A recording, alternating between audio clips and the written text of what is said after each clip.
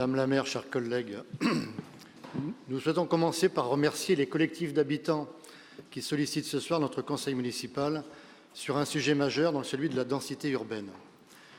C'est toujours une bonne nouvelle et le signe d'une démocratie vivante lorsque les citoyens s'emparent des sujets qui les concernent. Cette possibilité d'interpellation, offerte par la Charte de la démocratie locale, est à saluer, même s'il y a fort à parier que ce dispositif soit encore trop méconnu de la population. Notons également que ce mécanisme, bien que nécessaire, n'est pas suffisant puisqu'il ne permet pas aux habitants d'intervenir réellement dans les arbitrages et de participer vraiment au processus décisionnaire. Ils sont cantonnés uniquement à la possibilité de nous interpeller. Venons-en maintenant au sujet qui nous préoccupe, celui de la densité urbaine.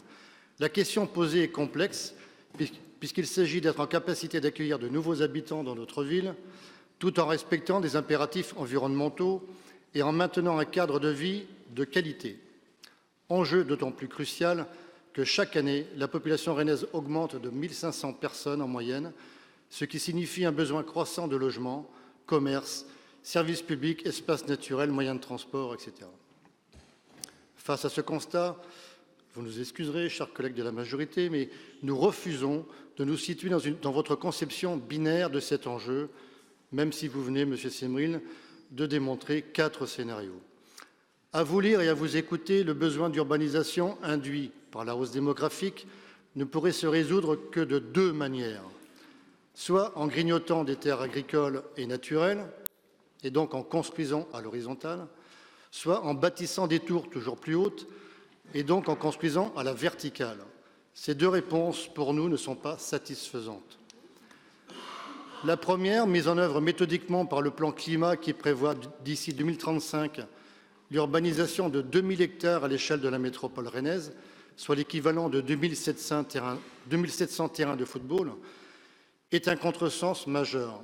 En effet, notre besoin d'une agriculture de proximité, biologique et pourvoyeuse d'emplois, respectant les espaces naturels, joue un rôle majeur dans la lutte contre le réchauffement climatique et dans la sauvegarde de la biodiversité. La seconde, dangereusement accélérée ces derniers temps, entraîne la contestation de centaines de riverains, une tour de 16 étages au Landry, même si c'est revu à 9, grâce à la mobilisation, une tour pour le siège d'Aiguillon-la-Poterie, une tour de 43 mètres à 2 lattes de Tassigny, une tour Signal, on n'en a pas parlé de celle-là, tiens, dans le nouveau quartier d'affaires Euro-Rennes pour satisfaire le caprice d'un patron rennais, une tour du côté de l'allée Georges Brassens, une autre tour à l'entrée des Gailleuls, et encore, nous ne savons pas tout. Manifestement, vous multipliez les projets de grande hauteur pour notre ville. Au risque de répéter ce que les riverains ont déjà asséné de nombreuses fois, envisager l'arrivée soudaine de centaines de nouveaux habitants dans un quartier sans prévoir les infrastructures routières, de transport, de services qui vont avec, c'est une erreur politique. Gâcher l'harmonie patrimoniale d'un quartier en y installant une tour, c'est une erreur politique. Construire toujours plus haut aux dépens d'exigences environnementales évidentes, c'est une erreur politique. Alors, s'il n'est souhaitable ni de construire trop à la verticale ni à l'horizontale, comment permettre à tout le monde de se loger dignement et de profiter du confort de vie à la rennaise? Nous postulons une 3e voie que vous n'envisagez évidemment pas, et ceci en 3 étapes. Tout d'abord, il faut arrêter ces campagnes de publicité massive pour faire venir coûte que coûte toujours plus de monde à Rennes, et notamment des Parisiens dans notre ville.